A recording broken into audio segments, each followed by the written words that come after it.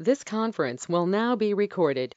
All right, so today is Monday, March 9th, and as always, everything that we're going to be talking about today is for educational purposes only, and nothing is intended as any type of investment advice. So we got a bunch of stuff going on out there. I haven't really seen that great of some show of hands, but we definitely have a lot of stuff to be watching. One thing I do want to talk about for a second is I don't know if everyone's seen the gold price, but we are approaching highs from 2012, so we're almost at 1700.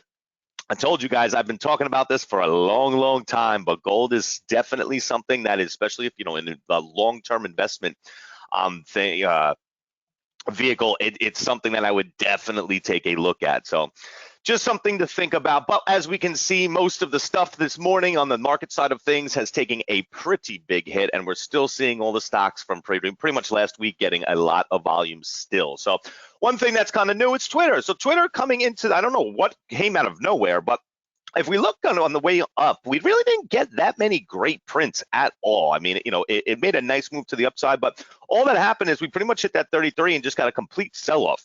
So haven't seen much new buying that came in on this move towards that upside, which means obviously 33 is being satisfied right now for that move towards that downside after it pretty much pushed into 33.50 and did not hit.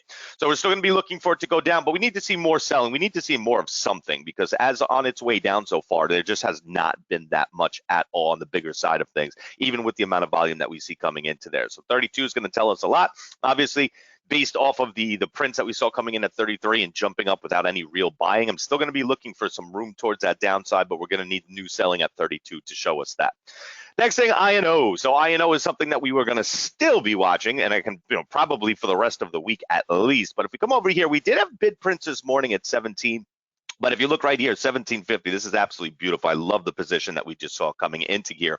And one thing I want you guys to remember from last week is that we had those above the ask prints that came out of nowhere, and they were around the 21 level. So remember, after, once we start to see buying coming into it, a lot of times we end up seeing the stock eventually gravitate back towards those. So obviously we'd be looking at a double top first, but then from there we would be looking for us to, come up. Obviously 20 being such a big psychological level, we're going to need to set that as a price target and make sure that we do get new buying from there to show us that we're going to have the ability to get back up.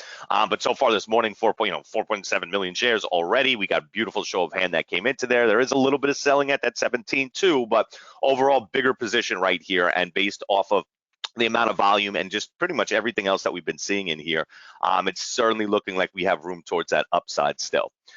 Had buying at 17 earlier too and looked like it pulled back from it. Never mind. Okay. All right. Next thing going to be looking at is AIM. So AIM, I know, I think Andy asked it before, is it prints big? And it typically did. We saw it make one move last week that was really nice, and then it kind of got quantity, and there wasn't really too much that was going into there.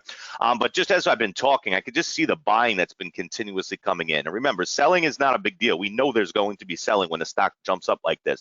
What we want to see is we want to see this new buying, and you can see 358. 359-ish in that area. We didn't really get anything that great at 350. It was a little bit mixed. So we got a little bit of buying in the 460 area, but I didn't see too much anywhere from basically 460 up to basically 460 to the 4. So I didn't really see that much buying here, but I do like the buying that's continuously coming in, especially as we're holding. We know these type of stocks, especially, when they have this type of pattern, all we need to do is see that volume come in and we can make sure that we push up to that 4. And then obviously from 4, it's going to be able to tell us if we are able to get to the 5 level. We're going to need to see a ton of buying coming up near that highs to be able to get us to 5. And then obviously like 5 big, huge psychological level. It's a hard thing to break, and we'd have to use our price target from there. Next thing, mRNA. So this one is just, we made this jump, and we got some decent buying that came in towards the end of Friday, but overall, that 27 level has been such a hard thing for it to be able to break towards that downside, but there's still so much selling that's sitting at the 27 and not as much buying as I would like to see to show us that we still have the ability to go up. Now, if we look on the daily chart, this is, the flag itself. It's a pop. It's set up bullishly, but at the same time, like I said, I did not see, the buying wasn't that crazy. I mean, 29 you can see, but there's not really too much that's above it, and mostly has been, smaller selling coming into this morning. Not much big selling, not many orders over 1,000, but we're still getting that smaller selling. So having those bid prints down at 27 and the amount of times that it hit 27, I'm still going to have to be pretty bearish on this, unless obviously something completely changes and we start to see a huge amount of buying, which I just don't really see happening at this moment. Next thing, SPEX. So we were talking about this on Friday. We're starting to get a nice little move towards that upside. And the one thing that I do love is when we get that buying that comes in at the highs. And you can see right here around that 293. These are definitely ballsy positions right here. I'm coming in right underneath that 3 level, and we're seeing it obviously already break. So this showing us that, that we still have room, and definitely have room to be able to break up above. The only thing is it didn't really pull back from 3. So I would expect a little bit of a pullback first before we'd be expecting volume to come in to kind of continuously push this. Obviously, we're coming up to, in this case, almost a quadruple top. So from there, we definitely should see some volume coming quickly and kind of push this thing quickly.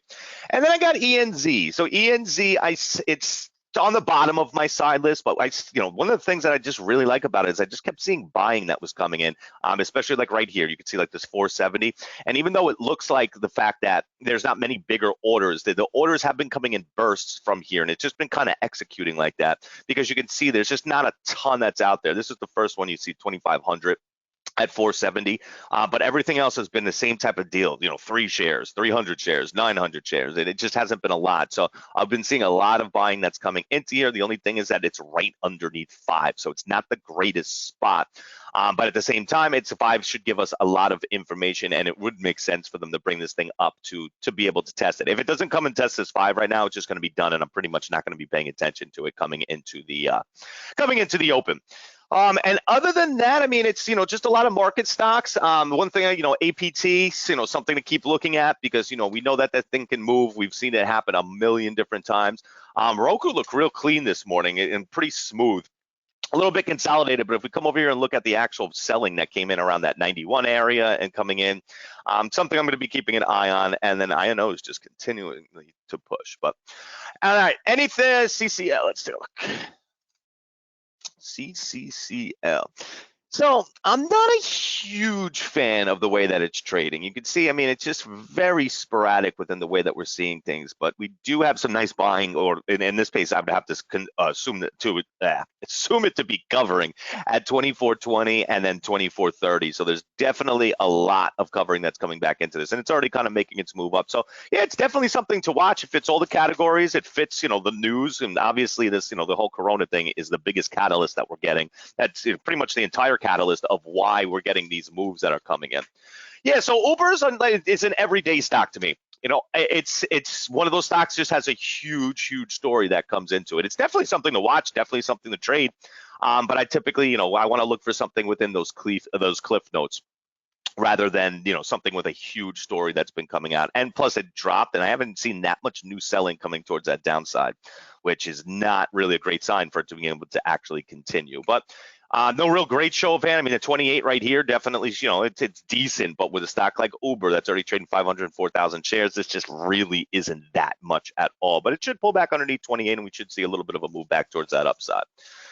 Keep an eye on oil stocks. Yes, oil, gold, obviously, anything, pretty much anything that is going to be up for that's being affected, really. I mean, if you come over here and you look at Nugget, it took a little bit of a drop, but it's, it's trading the airlines, of course.